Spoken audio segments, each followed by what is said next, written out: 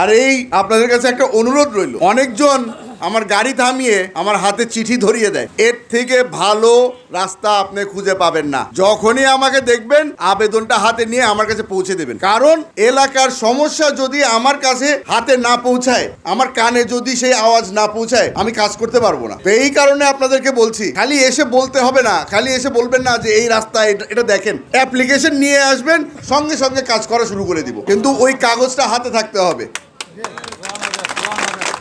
আমাদের রাঙ্গুনিয়ার মধ্যে প্রতিটা ইউনিয়নে বিশাল বিশাল সমস্যা। আপনারা যতই চেষ্টা করেন না কেন, সব কিছু একসাথে আপনি করতে পারবেন না, একসাথে হয় না। আমার কাছে তালিকা আসছে রাঙ্গুনিয়ার কোন কোন রাস্তা ঠিক করতে হবে। আমাদের ইঞ্জিনিয়ার সাহেব নিজেই হেসে বলে দিল, স্যার সব রাস্তার কাজ যদি একসাথে করেন, গাড়ি যাবে কোন দিক দিয়ে, মাল পৌঁছাবো কোন দিক দিয়ে, আস্তে আস্তে করে ধরতে হবে। কিন্তু আমার সিদ্ধান্ত, রাঙ্গুনিয়ার সবচেয়ে খারাপ রাস্তা যেখানে আছে, সবচেয়ে দূরে যে রাস্তাগুলি আছে, ওগুলাকে আগে ঠিক করতে হবে। কারণ এই ব্যক্তিগুলোকে সবসময় মানুষজন ভুলে যায়, যাহারা পাহাড়ে থাকে, যাহারা এই ফরেস্ট ডিপার্টমেন্টের জমিতে থাকে। আপনারা সবাই আমাকে বললেন যে এই জমি নিয়ে সমস্যা হচ্ছে। আপনাদেরকে একটা জিনিস বলি, এই যে মাটিতে আপনারা দাঁড়িয়ে আছেন, এই মাটি আমাকে ভোট দেয় নাই, মানুষ ভোট দিয়েছে। কারণ যেই মানুষ ভোট দিল আমাকে, তার থাকার ব্যবস্থা আমার করতে হবে।